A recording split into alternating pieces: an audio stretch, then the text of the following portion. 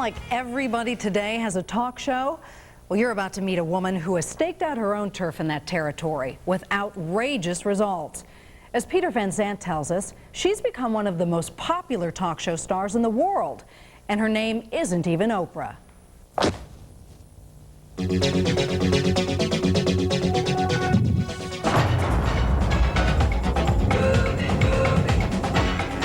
She's one of the most popular and inventive comedians in Britain.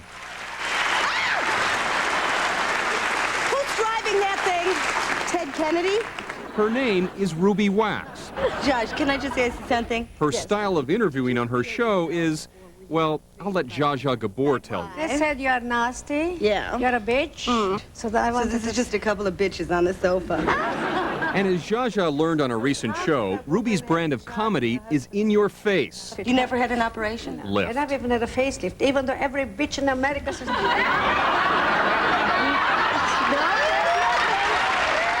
I want to jolt people out of their, sofas. The only thing is your navel is here. Otherwise, I want those behinds to shut with full, this television is alive and kicking, So I like to get that element of, not shock, but I want to break the boundaries of comfortable television. we've got one over there with a big thing on his front that goes up and down.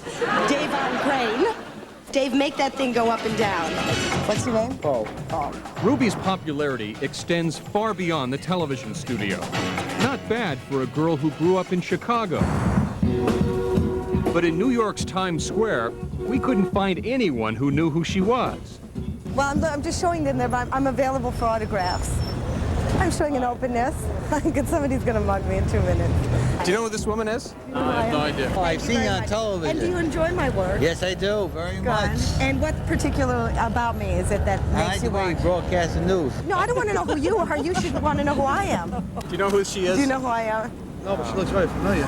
Remember the Omen movies? I was in Omen 3. Good afternoon, Mr. Ambassador. That's struggling actress Ruby in the forgettable Omen 3, a bit part that horrifies her to this day. But it's in Britain where she went from a bit player to a big-time star.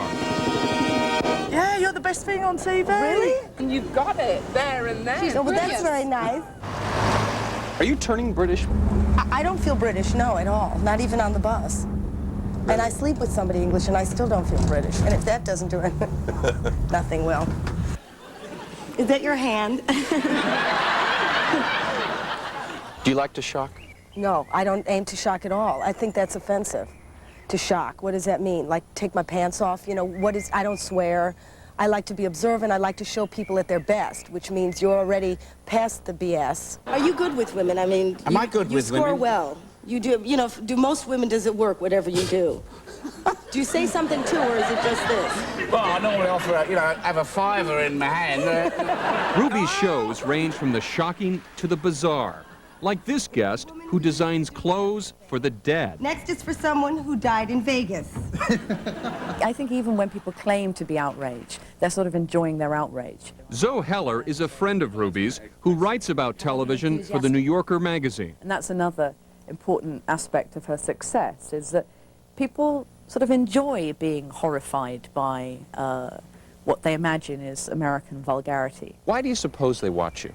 Why do Brits like you? Why do they watch me? I think they didn't like me in the beginning. And gradually,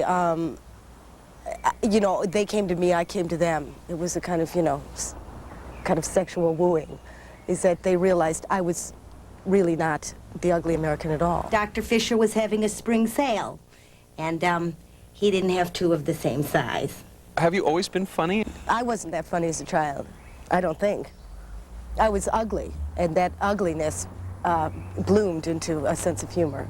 And I never had sex, when everybody was having sex, I just got the posters. I didn't, that free love thing, I missed it. Oh, I had sex with you at that party, do you remember? Ruby came to England from the U.S. 21 years ago, Decompose. determined to become a classical actress. Comedy can be so depressing. Her resume was weak. I was deeply untalented. I mean, did I ever tell you, in my high school, where they did Hello Dolly, there were 4,000 people in the cast, and I didn't get in. That means you're really bad. Ruby pressed on nonetheless and landed small roles on the Shakespearean stage. I was very good at wenches. Did you like playing wenches? I love playing wenches. They'd always be had in the bushes. And I was very good at that. I'm having a horrible time. When the wench roles dried up, Ruby was encouraged by friends to try her hand at writing comedy. I didn't think of that. Ruby wrote stage plays and moved into television. In her own version of Glasnost, Ruby took her one-woman show to Russia.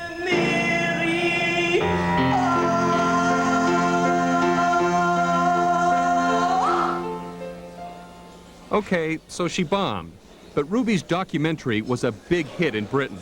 No, wait. But it's Ruby's current show, The Full Wax, that has become the darling of British television. This is me having my cesarean. Oh, lovely. That's me with the clamps in. Her show is a cross between David Letterman and Saturday Night Live. I know she's there. Few Brits watching really know if what they're seeing is real or a put-on. Joanna! It's just me, Ruby. Perhaps Ruby's finest hour was this sketch, where she broke into the home of actress Joanna Lumley. She won't mind. We've been friends for years. While this piece was still on the air, hundreds of people called the BBC, appalled that Ruby had the nerve to violate Miss Lumley's privacy. I don't want you here. Not realizing it was all staged.